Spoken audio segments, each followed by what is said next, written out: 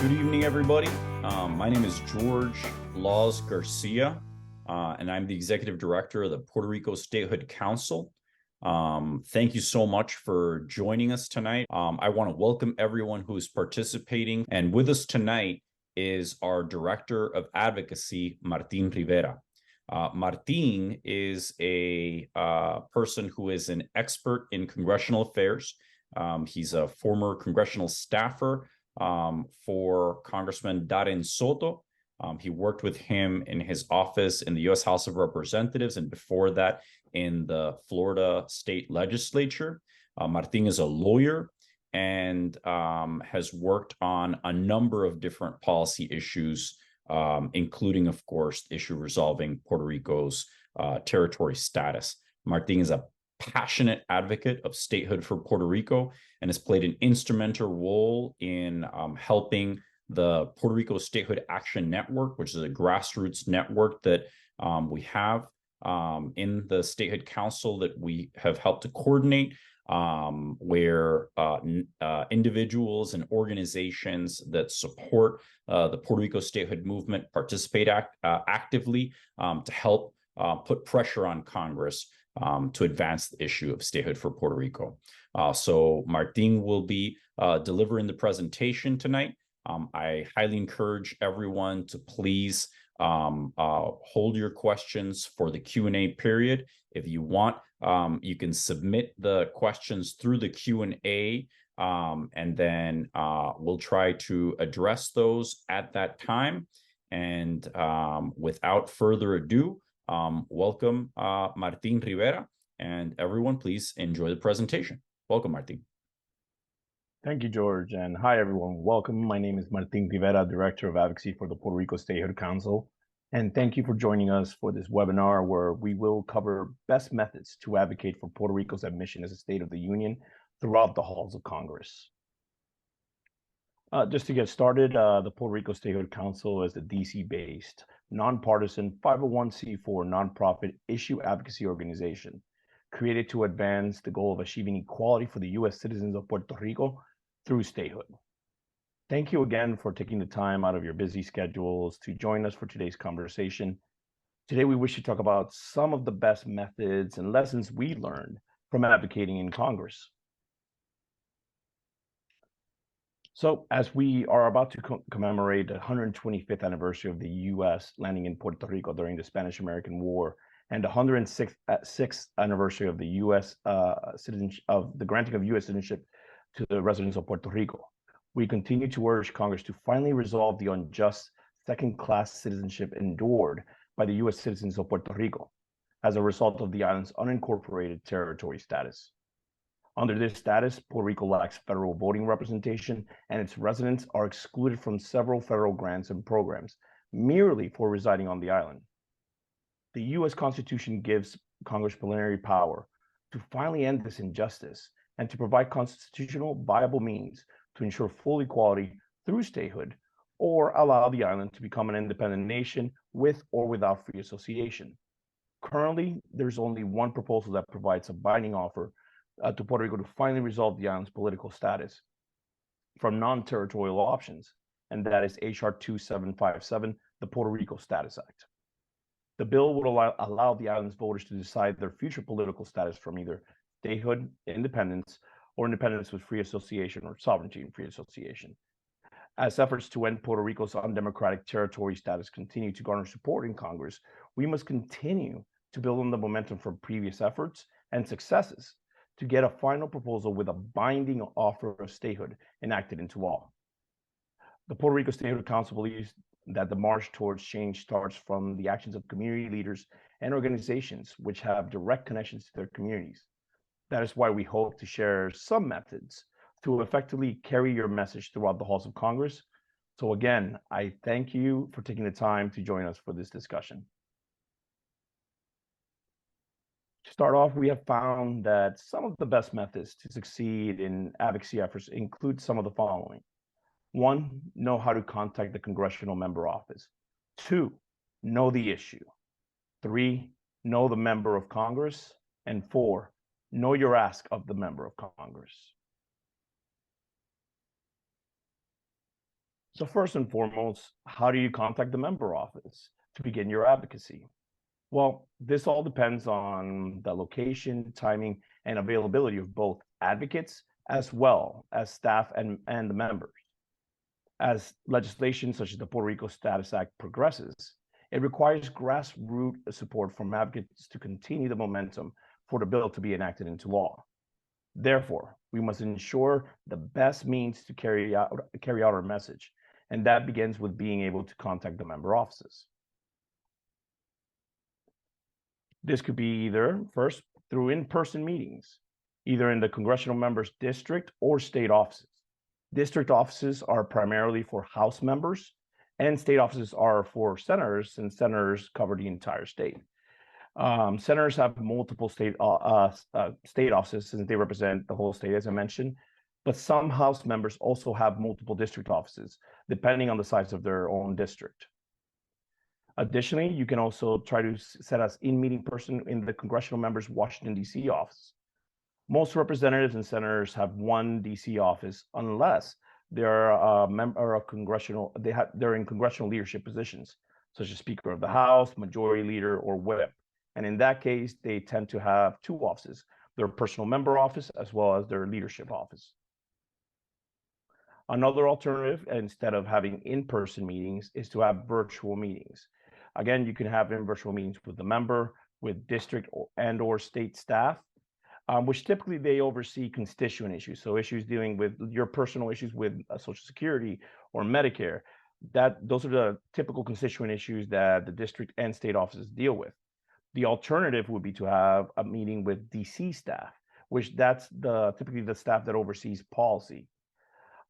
If you're unable to have an in-person meeting, virtual meetings are a great alternative. Virtual meetings really picked up during the pandemic, but ever since, the practice has continued, and this has allowed for the flexibility of staff and members to schedule and participate in meetings that would otherwise be inconvenient or impractical due to timing, location, or availability of the member or staff. Again, you can have an in-person meeting or a virtual meeting. Another great alternative would be to send letters, emails, and phone calls to the member. You're able to find each member's congressional address through the congressional directory. We've provided this link, and we will be providing this slide to everybody who's participating today. So again, don't worry about taking notes, and all these links will be provided for you. And another method of contacting the members is through emails. You can either contact the member through their direct webpage, which usually has a method to directly send emails to that member office. Another alternative is to use the Puerto Rico Statehood Council's Contact Your Legislator tool, which I provided the link on these slides. And finally, the Puerto Rico Statehood Council has a staff contact list, which we have provided to members of our coalition network, the Puerto Rico Statehood Action Network. Finally, phone calls. You can find each member's office through the congressional directory. Additionally, you can also find their contact information through the Puerto Rico Statehood Council's phone bank, which again, we have provided to our coalition members. And finally, when it comes to phone calls, one thing that we do recommend is to have prepared statements prior to any congressional call to clearly and briefly describe why you're calling that specific member. Usually when you call the member office, the person who will pick up the phone will be a congressional staffer or intern. They will ask your reason for calling. So just briefly state your prepared statement. A good example would be that you're calling in support of HR 2757, the Puerto Rico Status Act, which was recently reintroduced, and tell that staffer that you are urging their member to support and co-sponsor the bill. The staffer will take down your comments and inform the member. Next, the next point that we want to cover is knowing the issue. Given the amount of disinformation being spread about the issue of Puerto Rico's political status and the statehood movement, it is critically important to provide accurate facts and figures to staff and members. However, you're only given a limited amount of time during the congressional meetings. Again, mostly ranging on 30 minutes or less. So with the limited amount of time and various issues staffers and members face each day, specificity and brevity are essential. So when you get that meeting and you're informing the member about the issue that you want to go over the history. However, you want to briefly describe the issue of Puerto Rico's status in the statehood movement. The staffer or member might be relatively new, or they may be very well versed on the issue. So that's why you want to know the issue so you can adequately inform them. But if you do have to give background on the history of the statehood movement or the status issue, just remember to be as brief as possible, to leave time for other information that you need to get across, or to answer any potential questions that either the member or the staff might have. Next, you want to discuss how Puerto Rico's status impacts the U.S. Briefly describe how the issue of Puerto Rico status impacts the nation as a whole. Here you want to speak about how the current status fails to meet the U.S.'s ideals of equality and fairness. How leaving Puerto Rico as an unincorporated territory not only harms the fiscal and societal state of Puerto Rico, but also of the U.S. Speak on how Puerto Rico's transition to statehood would provide full equality for the island's U.S. citizens to fully recover and prosper.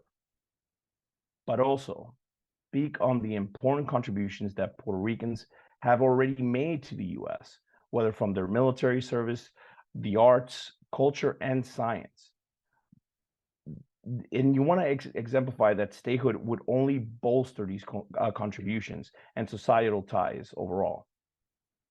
Finally, you want to go personal. You want to speak about how this issue impacts you personally.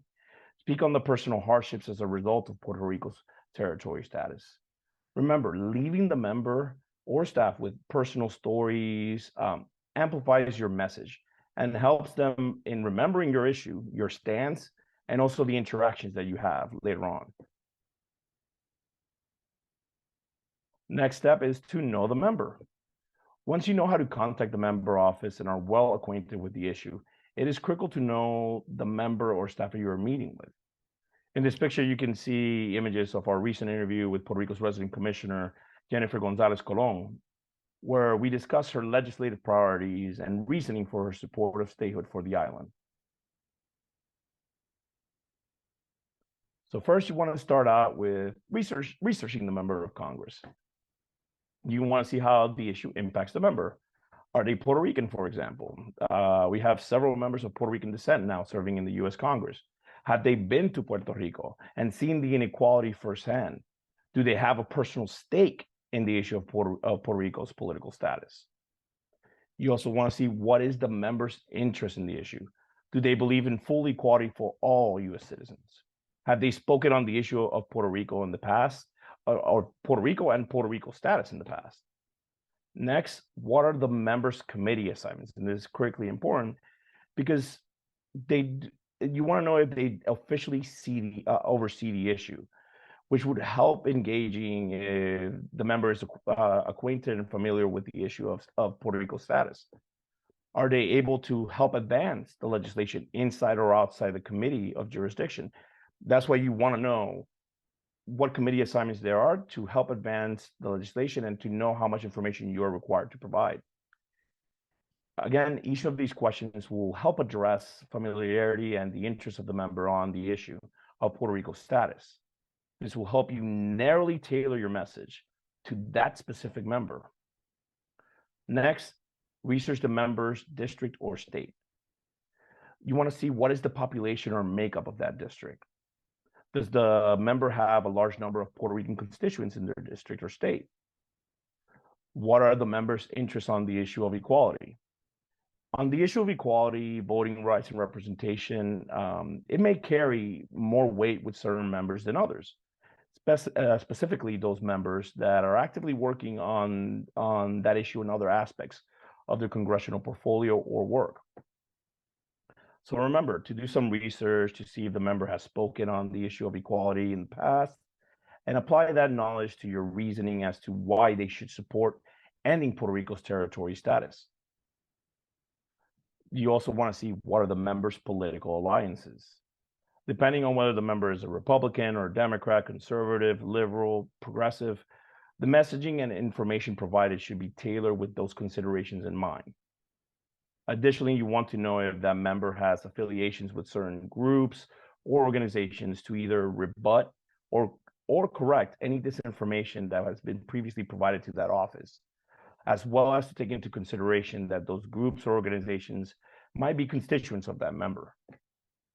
Finally, again, we're always shooting to have the meeting with the member, but more likely than not, you will have a meeting with the staffer. So one thing you want to do is research the staffer as well. Know the background of the staffer to know how in depth you need to explain the issue to adequately inform the staffer. Again, you usually get around 30 minutes per meeting. So if the staffer is well acquainted with the issue of Puerto Rico status, you will be able to have more time speaking on the legislation, how the current status impacts you personally, and why the member should support the proposal. Additionally, knowing the staffer's background might help with deciding the tone and what information to share throughout the meeting. Next is one other best method is knowing your ask.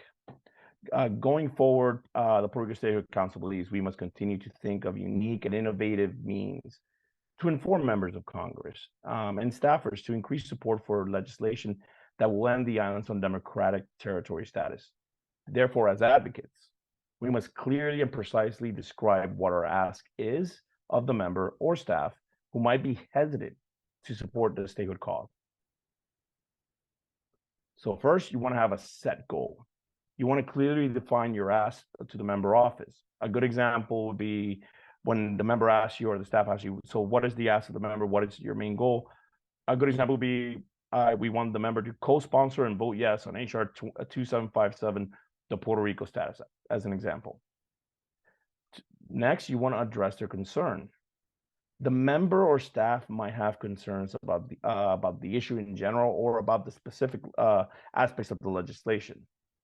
The member or staffer might be concerned about potential pushback from certain groups, political sectors in their district or state, or from usual political coalitions that member has aligned with in the past. Finally, you want to become a resource. You want to provide one-pagers and other educational material that will be useful to staff regarding the issue of Puerto Rico's political status. Speak on the importance of partnerships between congressional offices and advocacy organizations and advocates which have direct connections to historically marginalized communities such as our people in Puerto Rico. So during this section of tonight's webinar, as we spoke, as George mentioned earlier, I wanted to take the time to take questions from the audience and try to answer them to the best of our ability. So feel free to raise your hand at this time or place your questions on the chat so we can discuss.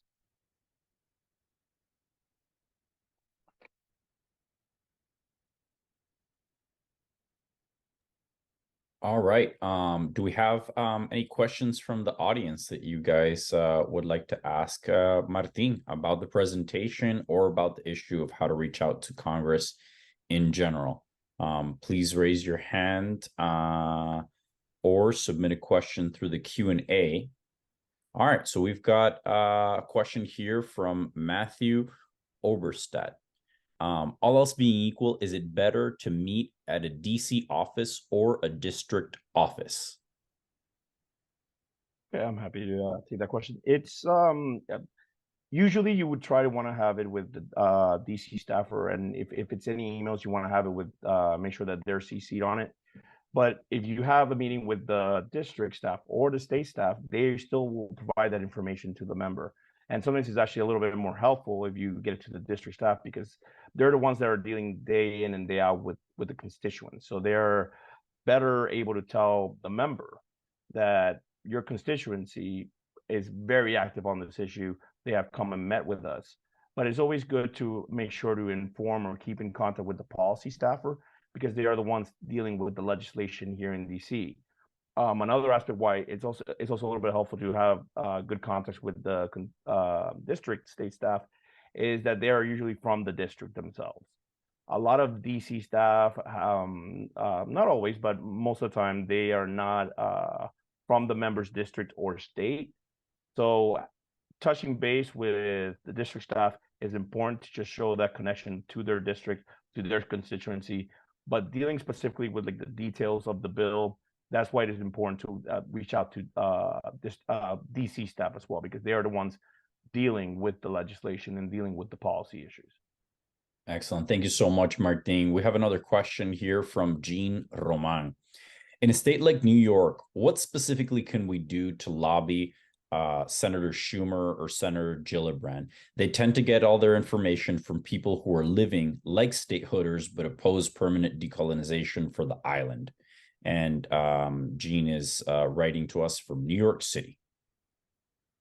Well, thank you, Gene, for your question. And yeah, that's one issue that we've had these last couple of years, and obviously the ongoing fight to fight disinformation. And that's unfortunately, a lot of the groups that have opposed statehood in the past and currently, they've had a great experience at coalition building, networking, and being community advocates. So that's something that we've tried to build in this throughout the Puerto Rico Statehood Council and the statehood movement, to bring up the voices from Puerto Rico firsthand, because it's one thing to hear from their constituents of Puerto Rican descent, but to hear directly from people who are impacted by the colonial status is critically important. And one thing you want to do is, again, like I mentioned, contact the offices via phone, emails, send one-pagers.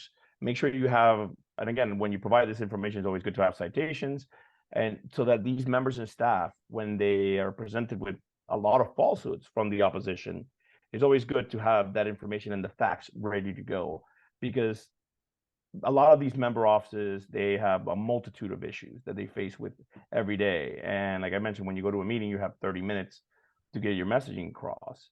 And a lot of that time sometimes is dispelling the disinformation that their local groups have unfortunately spewed to them. And that is our job as advocates, to continue dissuading members from falling into the disinformation trap, and by providing accurate facts and showing what the people of Puerto Rico want, which again, in the last 10 years, the people of Puerto Rico have voted, and they have voted against the current territory status and in favor of statehood each and every time as their preferred option. Of course, the opposition will try to throw this information that this vote didn't count because of X, Y, and Z participation rates, but the facts are facts. And votes are, for example, when it comes to the last votes in the last 10 years, we have the numbers, we have the participation rates. At the end of the day, the votes that are cast are the ones that count, not people who choose not to participate in democracy.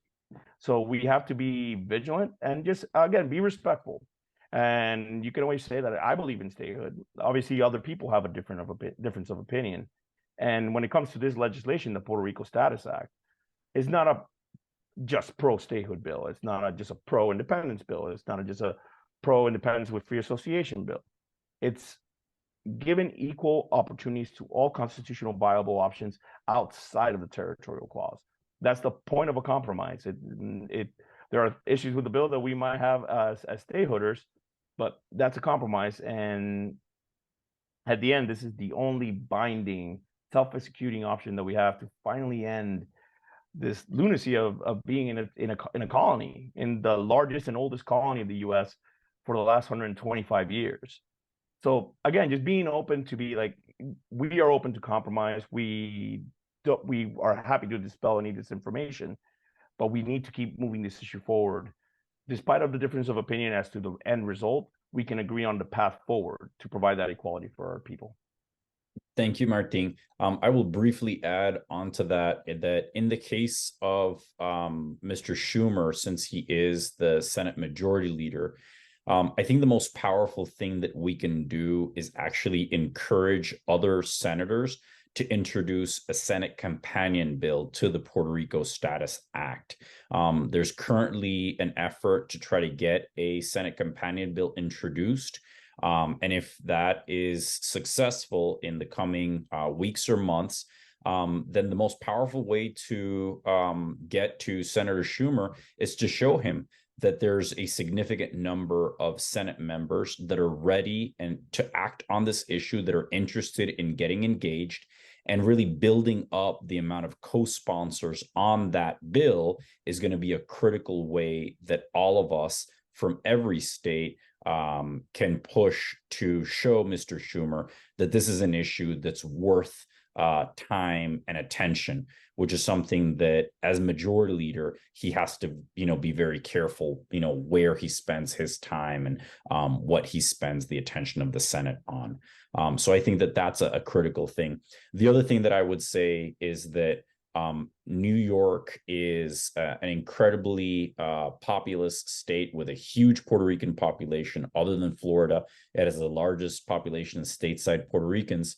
So there's opportunities in a state like New York to be able to hold actual, events, in the district.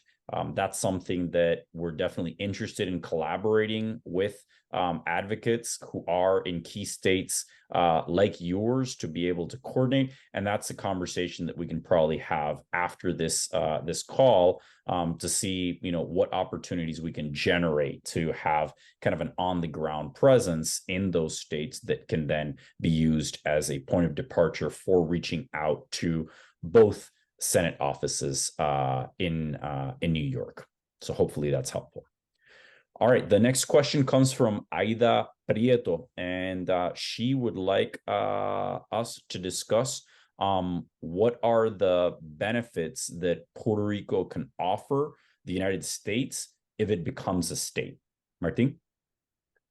Great question. And this goes to one of the points that I previously discussed is that know the member, know the staff, know how well acquainted they are with the issue, know what political affiliations they're with, because you want to describe. So for some Republican members, the issue of Puerto Rico status, you want to show not just the civil rights aspect of things, which again, it's critical to hammer that down, that again, it's been 125 years, we're US citizens and we lack voting representation and we're not treated the same under the Constitution.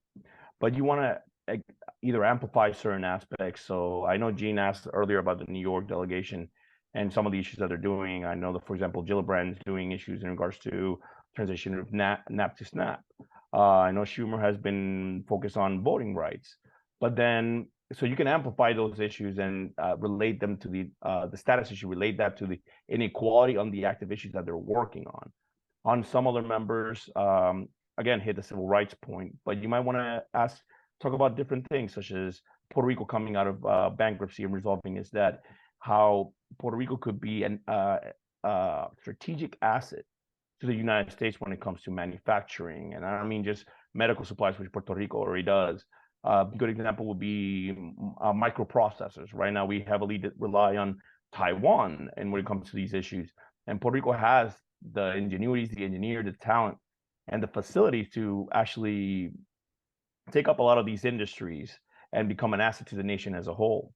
Additionally, you want to talk about the strategic importance of Puerto Rico. Again, for more like conservative members who are interested in national security.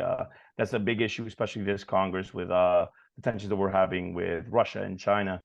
Obviously, in this Congress, they've been focused a lot about the territories in the Pacific, as well as the Compacts of Free Association with Marshall Islands, Palau, and Micronesia. But we also want to signify the importance of Puerto Rico, some of these members in the Caribbean and America's standing in Latin America. So you want to, again, tailor your message according to see who the member is, see their political affiliations, what are they interested in? And again, always hit the civil rights points because, again, we're US citizens, but always try to find those narrowly tailored aspects of that might interest individual members who might not even know much about the issue. That's one thing that I'm always surprised on is that, well, we're so passionate about our issue because it's about our people that, again, and no surprise, there's a multitude of issues in Congress, but the lack of understanding and sometimes the lack of knowledge on this issue. And by just giving those highlights, I've been surprised that we actually get some more support on bipartisan support on both sides of the aisle.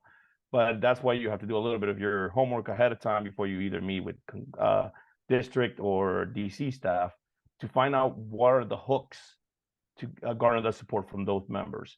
And there are members who, again, might not support statehood, but they do believe that the current status is unfair, unjust, and undemocratic. And again, you want to mention this is the pathway forward to finally end the unjust territory status of Puerto Rico. Thank you, Martin. I will add on to that very briefly. One of the key things that is not really well known either on the island or stateside is that Puerto Rico has approximately $70 billion worth of interstate commerce with the states on a yearly basis. That is not chump change. That's a significant amount of money. That means that products that are made on the island are then sold stateside, and likewise, goods and products from the states are then purchased in Puerto Rico.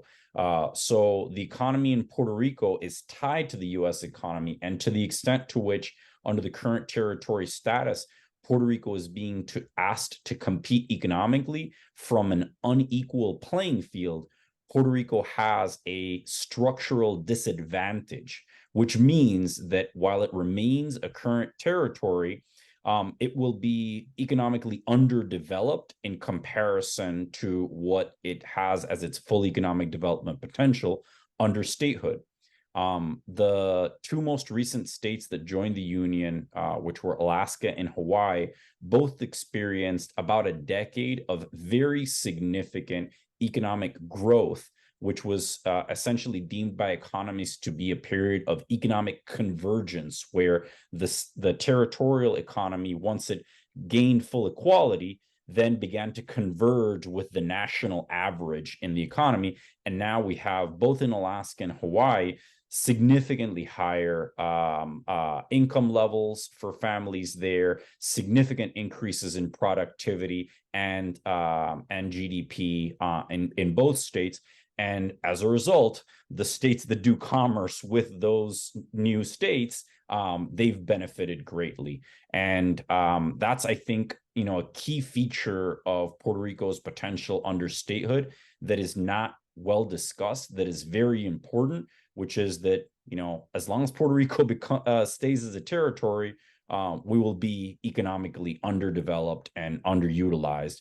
If we are able to access, full equality and democracy through statehood, that will help lift Puerto Rico's economy. And as a result, all of the other states that do business with Puerto Rico will inevitably benefit, and you will decrease dependence on the island, because more economic activity locally means more jobs, more people employed, and more people with the capacity to actually pay taxes. So we'll be paying our fair share as well.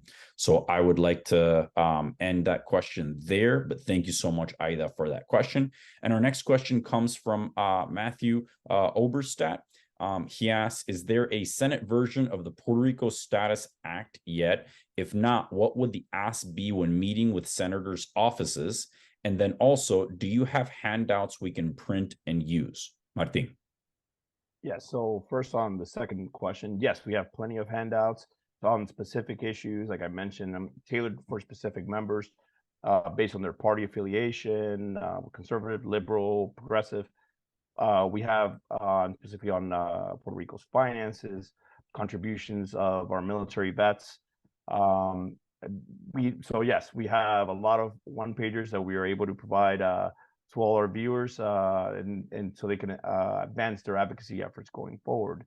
What was the second part of the first part of the question, George, again? So the first part of the question was if there's a Senate version of the Puerto Rico status bill that has been introduced yet, and if not, what the ask is for Senate offices at this time. So currently there are talks to actually introduce a Senate companion bill. As you might be aware, prior to the Puerto Rico Status Act, there were two alternatives in the Senate.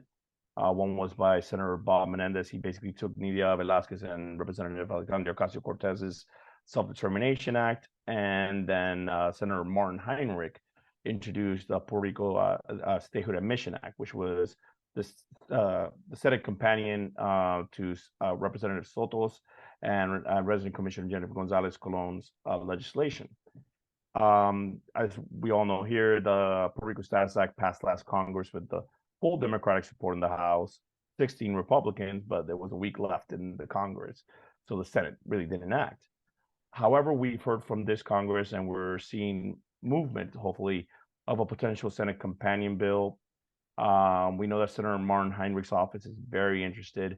We're trying to see if we can garner. There's already some support for the legislation when it is introduced. We're trying to see if we can get, just as the Puerto Rico Status Act was in the House, that it had both leaders from both pieces of legislation prior to the Puerto Rico Status Act to be co-leads in the Puerto Rico Status Act in the Senate. So that's something that we're working on right now. We're seeing progress, but we're still trying to make that happen. Hopefully, in this fall, we will see a Senate companion bill introduced either early this fall. Again, September is going to be a little busy because they have to pass appropriations and a few other priorities. But this is one of the priorities from several members in the Senate. And again, we're keeping an eye on it, but we're hopeful that prior to the end of this fall, we will have a Senate companion bill.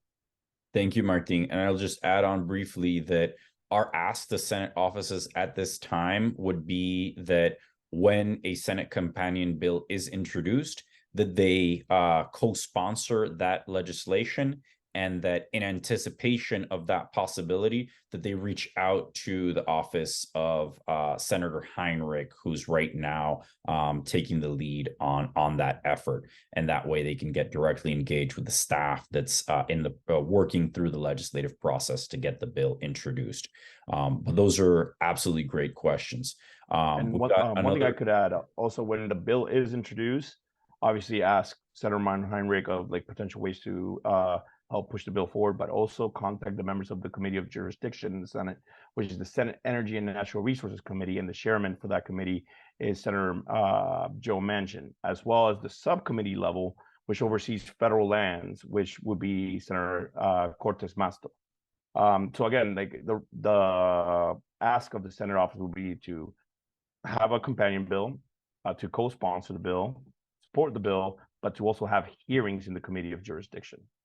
Definitely. That's super important, because the hearings basically help to inform other members about the issue so that they can get engaged on it. And then it basically sets the groundwork for the bill to go into the next step in the legislative process, which would be a committee markup, which is the point in the legislative process where members debate the features of the bill that they like, that they don't like, that they want to change.